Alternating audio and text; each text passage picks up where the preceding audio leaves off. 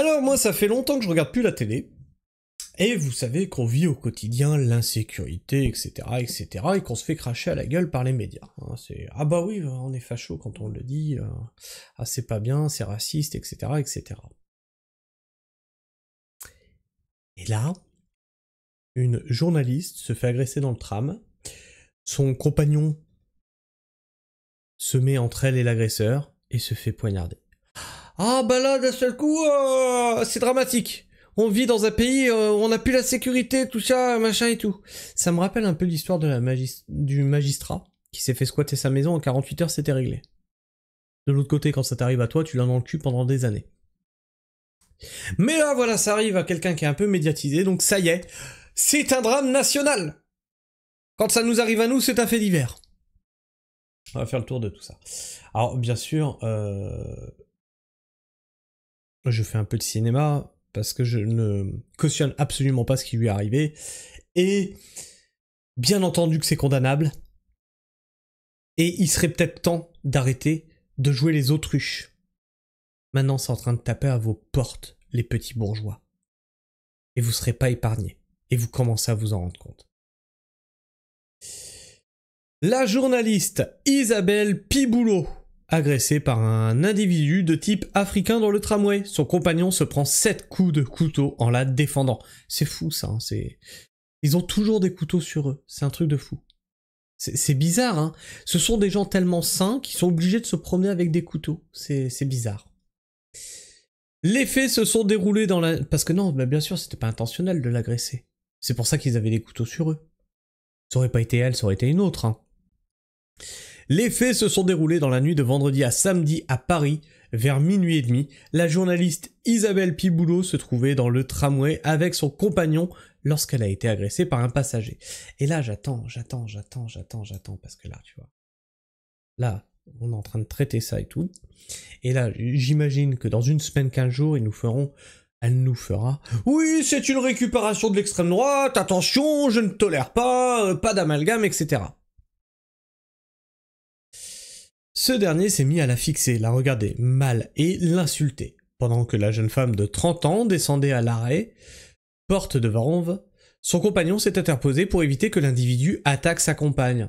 L'agresseur a alors sorti un couteau et a poignardé à 7 reprises le concubin de la journaliste à CNews.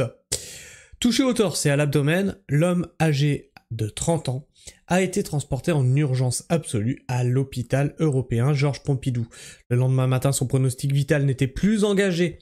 7 coups de couteau, c'est pas un, c'est une volonté de tuer. On est sur une volonté de tuer. L'agresseur âgé de 42 ans, j'imagine qu'il a aussi un problème psy, il est déséquilibré, etc., comme d'habitude, a été interpellé quelques minutes après avoir pris la fuite en courant vers le boulevard Lefebvre. Le suspect déjà connu des services de police, oh comme c'est étrange, comme d'habitude, a été placé en garde à vue et il sera relâché et il sera encore une fois connu par les services de police quand il recommencera. Merci à mon chéri d'avoir sauvé ma vie, a témoigné la journaliste Isabelle Piboulot. Alors, qu'est-ce qui se dit dans les commentaires ? On attend quoi ? Une opération couvre-feu, loi du suspect à tout individu menaçant vers des centres de rétention en attente d'expulsion. Je suis obligé de le reconnaître, mais pour une fois que le H avait raison. Mais ouais, attention avec ce genre de truc. Avait raison face à l'hyperviolence, seul le totalitarisme qui contrôle tout peut mettre un terme à cette mascarade. Et là, vous faites fausse route puisqu'on est dans un état qui est en train de se j'arriverai pas avec ce mot. Se totalitarisé. Et pourtant, l'insécurité est toujours là. Pourquoi ? Parce que pour mettre en place une dictature, tu as besoin de jouer sur la peur et sur l'insécurité. Et ce qu'ils veulent là, c'est en finir en fait. Ils veulent une guerre civile, ils veulent la provoquer. Ils ont tout essayé.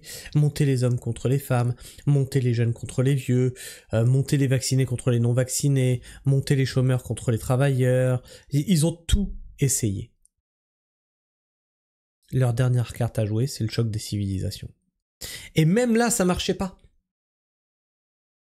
Même là, ça marchait pas parce que bah oui, Les personnes dans les cités, en général, ce sont des personnes qui viennent, qui essayent de s'intégrer, etc. Et du coup, ils sont en contact avec des ouvriers, dans le bâtiment, etc.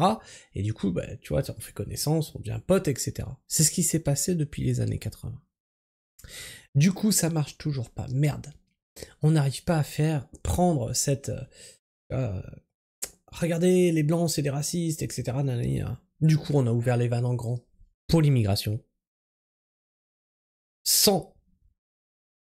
Comment dire, sans structurer une intégration.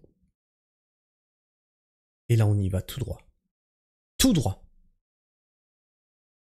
Parce que là, on a des personnes qui rentrent sur le territoire, qui ne peuvent pas travailler, donc qui ne sont pas en contact de la population, qui gênent la population déjà en place, et qui créent des frictions. Est-ce qu'ils vont y arriver par ce biais-là? Je sais pas.